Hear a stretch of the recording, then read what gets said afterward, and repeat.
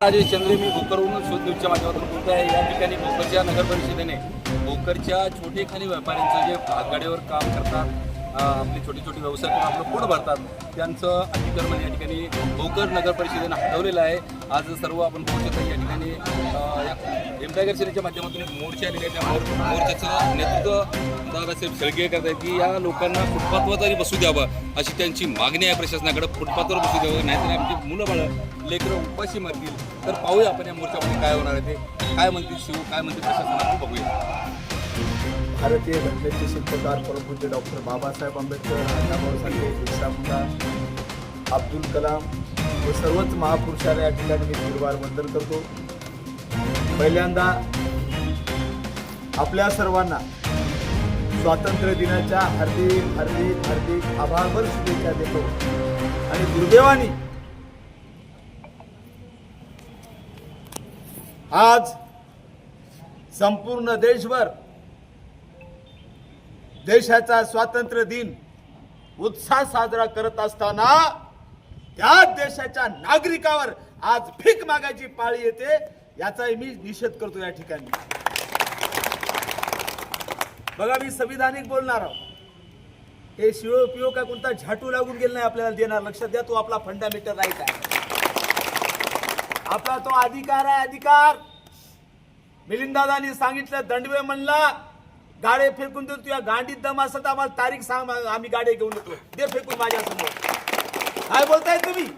इथं कोणाची दादागिरी चालणार नाही, फक्त दादागिरी चलल संविधानाची। आणि संविधान आपल्या बाबतीत काय सांगते मी सांगणार आहोत, लक्षपूर्वक ऐका। हे नौकर आहे, कोण दंडवे, कोणता न काय शिव कोण आहे ते आपला नौकर आहे, तो गुलाम आहे आपला, पगार घेतो, तो मालक नाही आपला। आणि म्हणून प्रत्येकाने कान खोलून फक्त माझ्या शब्दावर लक्ष द्यायचं। काल आपल्या सर्वांचे नेते भीम टायगर सेनेचे जिल्हा प्रमुख मिलिंददादाचा फोन आला आणि सांगितलं, दादासाहेब वेळ आहे का?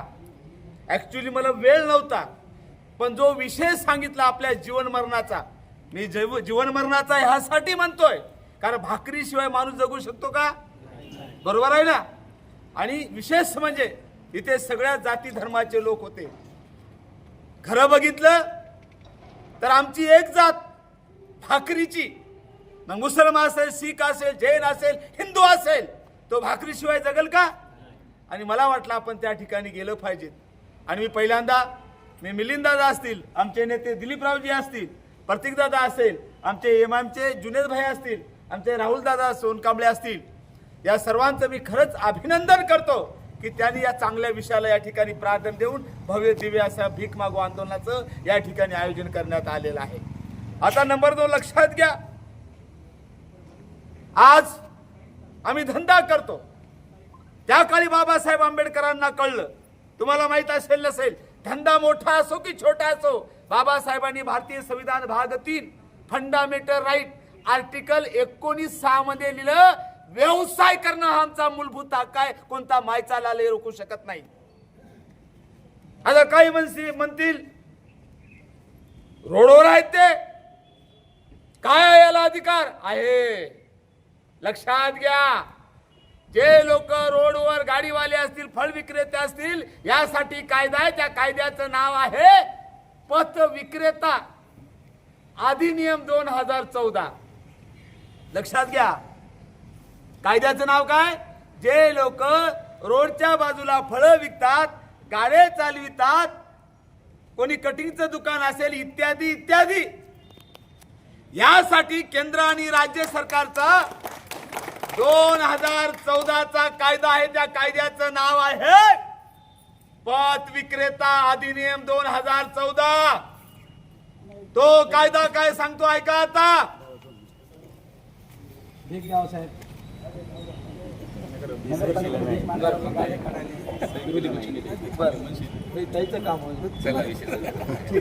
चला विषयाकडे लक्षात घ्या, तुम्ही नियम बाहेर नाही ते डोक्यातून काढून टाका। जे जे रोडच्या साईडला गाड्या बसतात, आपल्या हक्कासाठी कायदा आहे। तो कायदा काय सांगतो? जे जे माणसं रोडच्या बाजूला छोटा छोटा व्यवसाय करतात, त्यांना शिवोला काढता येणार नाही। काढण्यासाठी फक्त नियम टाकलेला आहे. जर त्यांच्यामुळं ट्रॅफिकला प्रॉब्लेम येत असेल, येते का तुम्हाला? तुमच्यामुळे ट्रॅफिक जमते का? हा कायदा सांगतो बघा. हा कायदा सांगतो दर 5 वर्षांनी या शिवोनी सर्वेक्षण केलं पाहिजे फळ विक्रेत्याचं, आणि जे 14 वर्षे झालं त्याला कायमचं एक सर्टिफिकेट दिलं पाहिजे. बा पॉइंट क्या बात आहे, बरोबर आहे. आणि मग राईट राईट राईट हा ओके. ऐका, ज्याच्याकडे कायम व्यवसाय करण्याचं प्रमाणपत्र जर असेल तर कायदा काय सांगते, त्याला 30 दिवस अगोदर नोटीस दिली पाहिजे. दिली का?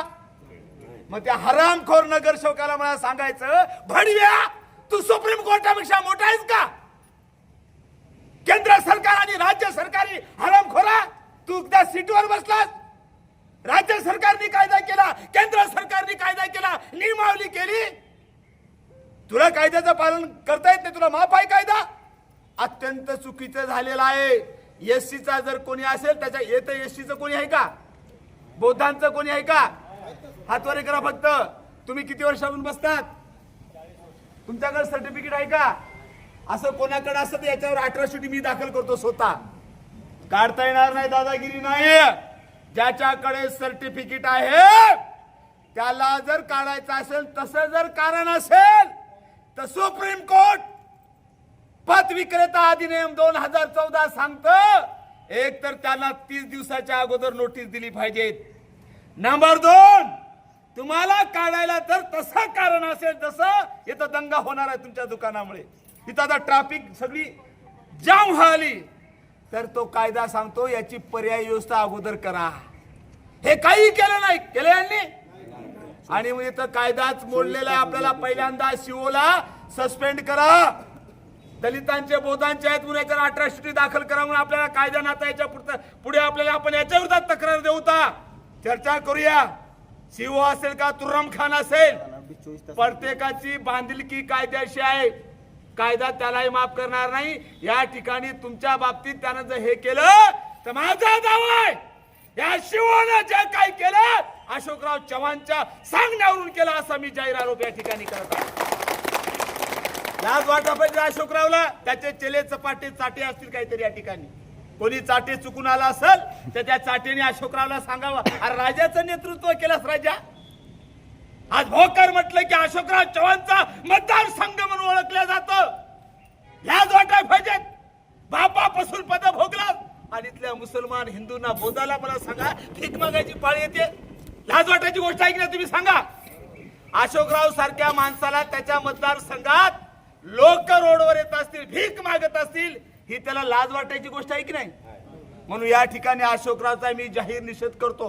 आणि म्हणून यापुढे शिवोला चर्चा केल्यानंतर तात्काळ आम्हाला, कारण मी काय सांगितलं, रोडच्या बाजूवर बसणाऱ्यासाठी कायदा आहे, पोलीसवाल्यानं ऐका, त्या कायद्याचं नाव आहे पत विक्रेता अधिनियम 2014.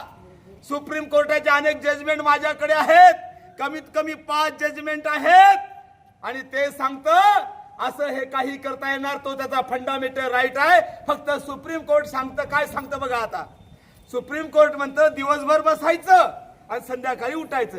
तुम्हाला कायमचं तिथं बांधकाम करता येणार नाही, चालेल ना? सांगा ना आम्हाला. कायदा आहे, उरावर बसू द्याच्या. मी समोर आहोत. महिना 15 दिवसात किंवा 8 दिवसात यांना नाही की मी येतो, सगळे गाड्या तयार ठेवा, सगळे गाड्या तयार ठेवा तुम्ही. आम्ही आहोत. मिलिंद दादा असतील, आमचे दिलीपरावजी असतील, प्रतीक दादा असतील, राहुल दादा असतील, आमचे जुनेद भाई असतील, आम्ही समोर आहोत. कोणता मायचा दंडवे भिंडवे बंडवे कोणता आहे ते बघूता. तयार आहात ना तुम्ही? हातवले करा. तयार. आता शिवोला बोलू तर आपण, जर नाही दिले स्वतः गाडी आपण बसू द्या, काय व्हायचे जीवितहानी होऊ द्या. आम्ही समोर भियायची गरज नाही. हा आमचा फंडामेंटल आहे, अधिकार आहे आमचा. लक्षात आलं? हे उपकार करणारं शिवो, यांनी शिवोनी कायदा मोडला. या ठिकाणी शिवोनी जातीवाद केलं, त्याला माहित होतं या ठिकाणी कायदा असताना सुद्धा बौद्ध समाजाचे माणसं आहेत, जातीय भावनेतून त्यांनी या ठिकाणी अतिक्रमण काय काढलं. या ठिकाणी भीम टायगर सेनेचा राष्ट्रीय अध्यक्ष नाद्याने मागणी करतो, शिवोर अट्रॉसिटी आणि त्याच्यात जे सहभागी असतील त्यांच्यावर अट्रॉसिटी दाखल करा. अन्यथा 156(3) अंतर्गत आम्ही कोर्टात जाऊता. इथं कुठेही कायदा पाळला नाही, इथं मनमानी कारभार केला. अरे तरी त्यात खुमखुमी असेल किंवा पार्श्वभागात दम असेल, कान्ना मोठ्याचे किती रोडवर घर आहेत की नाही, लावते पाता माहित दूध पिला असेल तर आम्ही तुझ्या सोबत आहोत. काढा ना गरीबाचे हे करायला, अरे मरशी लाळ्या पडून काढणं श्रीमंताचे आम्ही सोबत आहोत. परंतु हा जशी एखादा माणूस बाई ठेवतो की नाही, इथला शिव म्हणजे अशोकराव ठेवले जशी रान ठेवतात बघा, माहिती आहे तुम्हाला, जशी रान ठेवतात हे शिव म्हणजे अशोकराव अशोकराव चव्हाणांनी ठेवलेली रांड आहे. पण त्याला विचार कर बेट्या, तुझी गाठ आमच्याशी आहे का? कारण आम्ही संविधानाला मानणारे अवलाद आहोत. आम्ही पॉइंट टू पॉइंट उत्तर मागतो. सांग हे कायदा आहे की नाही, सुप्रीम कोर्टाचा जजमेंट आहे की नाही सांग, तू नोटीस दिली का सांग, याचं उत्तर दे आम्हाला. चर्चा करूया, पुढची दिशा ठरवूया. तयार आहात ना? चला डॉक्टर बाबासाहेब आंबेडकरांचं, भारतीय संविधानाचं